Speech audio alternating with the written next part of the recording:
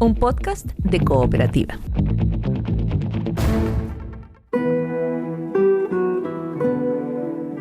Este es un podcast sobre historias que suceden delante y detrás de la pantalla, sobre las personas que hacen películas, las personas que las ven y las personas que las sueñan.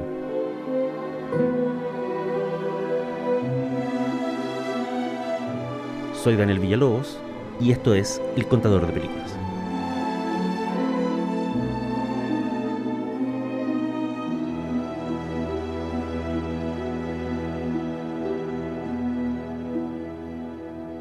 Soy Daniel Villalobos, esto es El Contador de Películas y la historia de hoy se llama La paciencia de Scott Frank.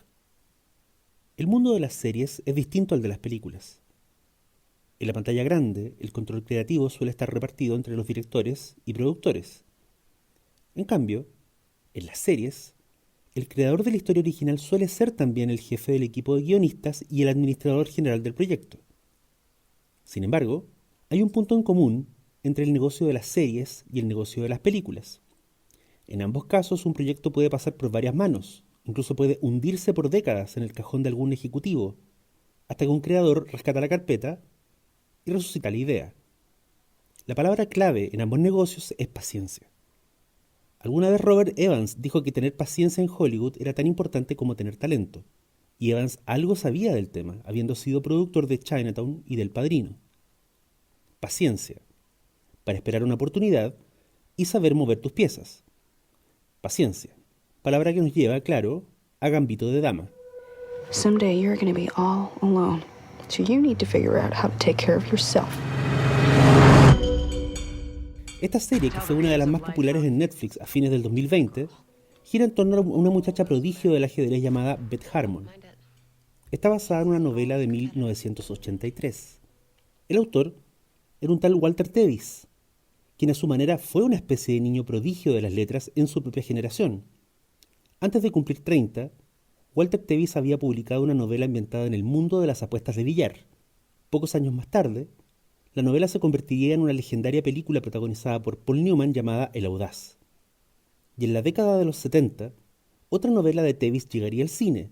Esta vez era un relato de ciencia ficción, y la adaptación a la pantalla grande se volvió de culto, al contar con la actuación de nada menos que David Bowie. La película se llamaba El hombre que cayó a la tierra. Y en 1986, 2 años después de su muerte, una tercera de sus novelas fue adaptada, esta vez a manos de Martin Scorsese. Era una secuela a El Audaz. Contaba en su protagónico con un ya veterano pero aún así soberbio Paul Newman, y en Chile la conocimos como El color del dinero. He's got the eye, he's got the stroke, he's got the fling. Vincent's the best. We got a racehorse here, a thoroughbred. Esas tres fueron las adaptaciones que la obra de Walter Tevis tuvo durante años. Pero había una novela suya, Gambito de Dama, publicada en 1983, que había quedado olvidada a pesar de su excelente recepción entre los críticos. Con los años, directores de la talla de Walter Hill, Bernardo Bertolucci y Clint Eastwood intentaron adaptarla. El mismísimo Heath Ledger, al momento de fallecer, tenía entre sus proyectos futuros debutar como director filmando el libro. Pero ninguno de esos intentos había prosperado, hasta que apareció en escena el guionista y productor Scott Frank. El nombre tal vez les suene o no les suene a algunos, pero si mencionamos títulos como Caminando entre tumbas, El nombre del juego y La intérprete, la cosa cambia. Frank escribió esas 3 películas. Y mucho antes, cuando era apenas un veinteañero en los años 80, había escrito una comedia llamada Plain Clothes, sobre un policía que se infiltra en una escuela secundaria para resolver un crimen. Y aún antes de esa película, que fue su debut como guionista, Scott Frank había escrito la primera versión de una historia que le apasionaba. Era sobre la relación de una madre trabajadora y soltera con su hijo de inteligencia superdotada. Pasarían varios años antes de que Frank lograra terminar una versión satisfactoria del guión y conseguir interesar nada menos que a Jodie Foster para protagonizar y dirigir la película. El filme se estrenó en 1991 y se llamaba Little Man Tate, pero en español tuvo un título mucho mejor, Mentes que brillan. You need a belt, kid. No, I don't. I just need a tuck in my shirt.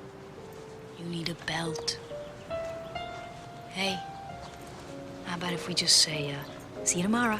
Instead of goodbye, huh? Para fines de los 90, Frank ya se había hecho un nombre en la industria.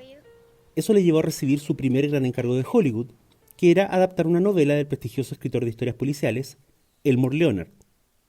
La adaptación de Scott Frank pasó por varios directores. En un momento, el mismísimo David Fincher consideró hacer el proyecto, pero el guión terminó cayendo en las mejores manos posibles, las del director Steven Soderbergh. Él convirtió el guión de Frank en una joya de película, que no solo relanzó la carrera de George Clooney, sino que además le dio a Jennifer Lopez uno de sus pocos grandes papeles en cine. La película, claro, se llamaba Un romance peligroso. Entonces, en el mejor momento de su carrera, Scott Frank recibió uno de esos llamados que todos los guionistas esperan. «Hola», le dijo una voz al teléfono. «Soy Steven Spielberg y quiero que adaptes un cuento de Philip K. Dick para que sea mi próximo proyecto». «Eso es ciencia ficción», contestó Frank. «No sé nada de ciencia ficción». «Tú no vas a escribir una película de ciencia ficción», le dijo Spielberg. «Tú vas a escribir una intriga policial. Yo voy a encargarme de la ciencia ficción». La película resultante fue Minority Report, con Tom Cruise. Okay, Jad, what's coming? Double homicide, one male, one female. Killer's male, white 40s. Set up a perimeter and tell them we're en route. I'm placing you under arrest for the future murder of Sarah Marks. Give the man his hat. Al avanzar la década de los 2000, Frank se interesó por dirigir. Debutó con The Lookout, un thriller de asaltos bancarios protagonizado por Joseph Gordon-Levitt. Y en algún momento de la segunda década de los 2000, a Scott Frank le llegaron a tocar la puerta las garras de adamantio del mutante más trágico y carismático del universo de los cómics. The Wolverine y Logan tienen en común dos cosas. Ambas fueron dirigidas por James Mangold y ambas fueron escritas por Scott Frank. Para esas alturas del partido, Netflix estaba volviendo una fuerza en el mundo del streaming y estaba ordenando la producción de distintas series de ficción. Una de esas fue el debut de Frank como creador y jefe de producción. Se trataba de una historia del viejo oeste, sobre un fugitivo que llega a refugiarse a un pueblo minero perdido en la nada y que luego de un accidente ha quedado habitado en su mayoría solo por mujeres. El título de la serie era Godless y es una de las mejores cosas que haya producido Netflix. Y entonces, con todo este impresionante currículum de colaboraciones a sus espaldas, Scott Frank se preguntó qué le interesaba hacer ahora. Los propios ejecutivos de Netflix querían saber. Y Frank, convencido de que le dirían que no y le cerrarían la puerta en las narices, les dijo: «Quiero adaptar una novela de 1983 sobre una muchacha que es un prodigio del ajedrez. Va a estar ambientada a los 60, no va a contar con grandes estrellas, y la mayoría de las escenas dramáticas serán sobre personas jugando ajedrez. Y no va a ser una película. Quiero que sea una serie».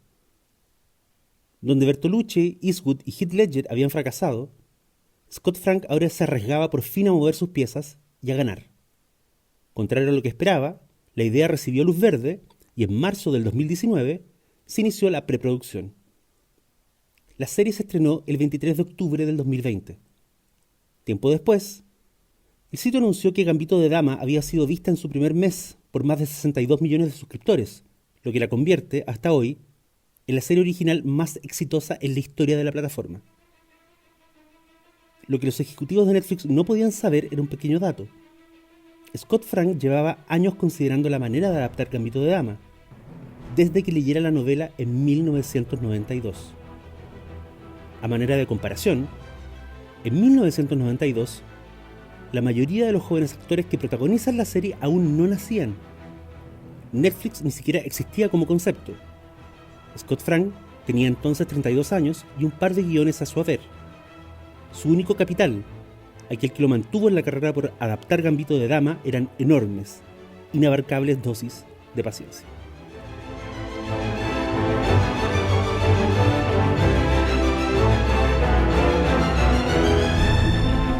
Chess isn't always competitive.